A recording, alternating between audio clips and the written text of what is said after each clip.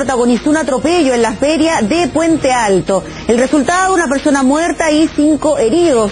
El menor, con un amplio prontuario policial, resultó gravemente herido a bala tras enfrentarse con carabineros. Este violento hecho policial se da en medio de la crisis que afecta al Sename y el debate sobre el rol del servicio en la rehabilitación, reinserción y protección de nuestros niños. Estamos con Marcelo Sánchez, gerente general de la Fundación San Carlos de Maipo. Muchas gracias, Marcelo, por acompañarnos como siempre. Gracias, Gabriela. Marcelo, estamos viendo que los niños que en algún momento estaban bajo el cuidado del Sename protagonizan este tipo de hechos de violencia. Ya ayer nos enterábamos de otro menor que acuchillaba a un funcionario del Sename al interior del centro del Limache.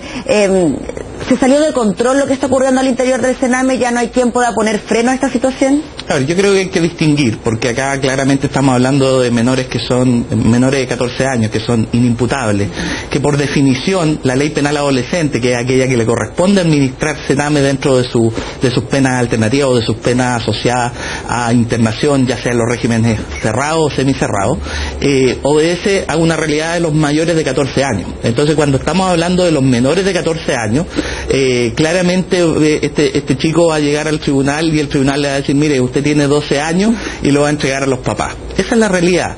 En Chile hay alrededor de 5.000 niños que entran en la categoría inimputable, que llegan ante un tribunal y por ser menores de 14 años se devuelven para la casa. ¿A la casa, no a un centro del Sename en este caso? En algunos casos, cuando no se acredita que tienen papá y mamá que puedan constituir un núcleo familiar, etcétera, independiente de la calidad de ese núcleo familiar, efectivamente pasan eventualmente a una residencia del Sename, una residencia de alta complejidad, como un niño que está en protección, pero no en un niño que está en internación. ¿Y cuál es la consecuencia de eso? ¿O cuál es la consecuencia de que de la mayor parte de los casos, que son los niños que se van a tutela de sus padres simplemente? Es que el Estado carece de una oferta programática que pueda intervenir esa familia, que pueda trabajar con esos padres para que esos modelos parentales cambien. O sea, en este caso, por ejemplo, cuando tenemos a un menor de 12 años cometiendo algún delito y, como tú bien dices, lo mandan para la casa con sus papás, ahí no hay ningún tipo de seguimiento, tipo de trabajo social con ese menor, o sea, queda ahí dispuesto a lo que pueda ocurrir. La ley establece que si está sujeto a la ley penal adolescente 20084, mayor de 14 años, va a tener una terapia, va a poder tener una pena que sea consistente con la idea de rehabilitarlo, de reinsertarlo. Y más o menos la ley lo garantiza. Ahora, evidentemente, la ausencia de tribunales de ejecución de pena, la ausencia de un seguimiento estrecho, hace que muchas veces eso no se cumpla. Pero en el caso de los menores de edad, la cobertura que hay para terapias que promuevan el desistimiento delictivo en edades tempranas de 12, de 11, de 10 años, etcétera, es nula y es muy baja. Entonces, por ejemplo, la Subsecretaría de Prevención del Delito tiene una herramienta tremendamente poderosa, una terapia que ha sido evaluada, que tiene evidencia de buenos resultados, que es la terapia multisistémica. ¿Y qué es lo que pasa con la terapia multisistémica? Apenas caben ahí 3.000 a 4.000 familias. Y lo que es penoso es que se ha medido y se ha tenido buenos resultados. El subsecretario Frey hace algún tiempo planteaba de que el 70% de las familias que estaban en la terapia multisistémica ya los niños no volvían a cometer delitos.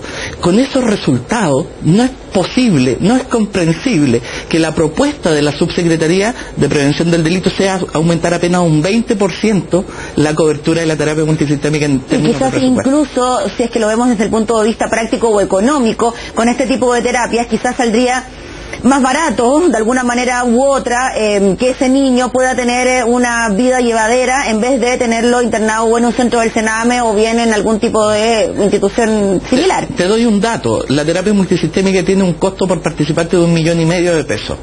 Y si tú logras prevenir el inicio de trayectorias delictivas que después se van complejizando, tú vas a evitar tener una persona que va a estar presa que mes a mes te va a costar 600.000 pesos, que en el año son alrededor son más de 1,5 millones de pesos. Es falta de voluntad, entonces, Marcelo, porque en el último tiempo hemos visto cómo el tema del Sename se ha circunscrito a un tema más bien político, sobre las responsabilidades o no que tiene la directora del Sename, si era la más idónea para el cargo por ser una fiscal, qué pasa con la ministra de Justicia, Javiera Blanco, una interpelación, una acusación constitucional de por medio, y nos quedamos en eso y no en dar soluciones concretas a lo que está ocurriendo. Gabriela, lo que pasa es que el tema de fondo es que el Sename es un sistema psicosocial que requiere de la articulación con otros ministerios, con otros servicios especializados. Requiere de que salud, por ejemplo, dé salud mental a los niños, se preocupe de poner psiquiatras especialistas, se preocupe de la intervención psicosocial, se preocupe de la habilitación para el desempeño familiar. Entonces, si uno pretende que el Sename resuelva la multiplicidad de complejidades que están en un niño, claramente está poniendo el foco equivocado.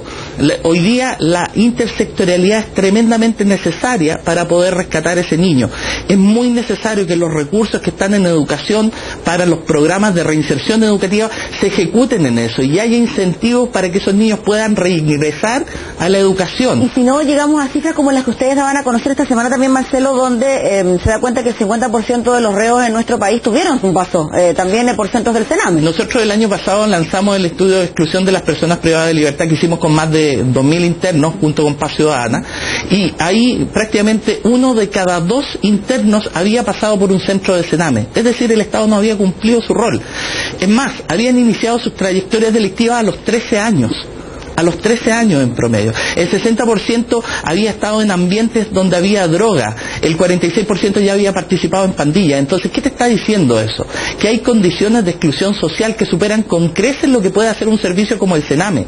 Y por eso que esto es un rol de Estado completo, donde salud tiene que intervenir, donde tiene que intervenir educación, donde desarrollo social tiene que hacerse cargo a través de sus programas que son ley, como el Chile Crece, como el Chile Solidario, y con etcétera. Las intervenciones que se están realizando ahora por parte del Ministerio de Justicia con la nueva directora del Sename, ¿tú crees que se va a ir en esa línea de hacer una modificación intersectorial en el Sename y que finalmente distintos ministerios trabajen en la misma línea y así solucionar el problema? ¿Será ahora con presupuestos de este año, con las platas para el 2017? Yo creo que hoy día es muy limitado lo que se puede hacer desde el punto de vista de la institucionalidad. Tenemos un periodo de tiempo que son estos 3 meses del presupuesto exploratorio, donde lo principal es enfocarse en aquellas medidas que son urgentes para poder reducir el nivel de riesgo que hoy día tienen los niños, particularmente que están en las residencias. Unidades polivalentes que estén funcionando para que esos niños tengan salud física, emocional, psicológica.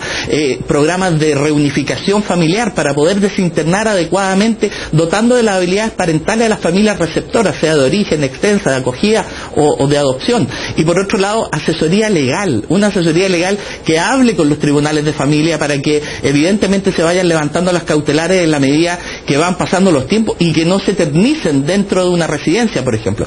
Son pocas las medidas que se pueden hacer hoy día, dada la contingencia dentro del escenario del presupuesto exploratorio, pero se pueden hacer algunas, y modificar las bases técnicas de las residencias, preocuparse de los niveles de calidad, son también alternativas válidas, pero lo esencial en esto es tener una mirada de país, una mirada mucho más amplia, una mirada intersectorial que haga que toda la respuesta pública esté enfocada a reducir los factores de riesgo que van generando estos elementos de vulneración de derechos de los niños. Marcelo, te agradecemos enormemente, como siempre, por estar junto a nosotros y hablar de este tema que nos sigue preocupando. Que estés muy bien. Muchas gracias. Gabriela. Gracias. Nos separamos brevemente, hacemos pausa y volvemos con más de esta noticia.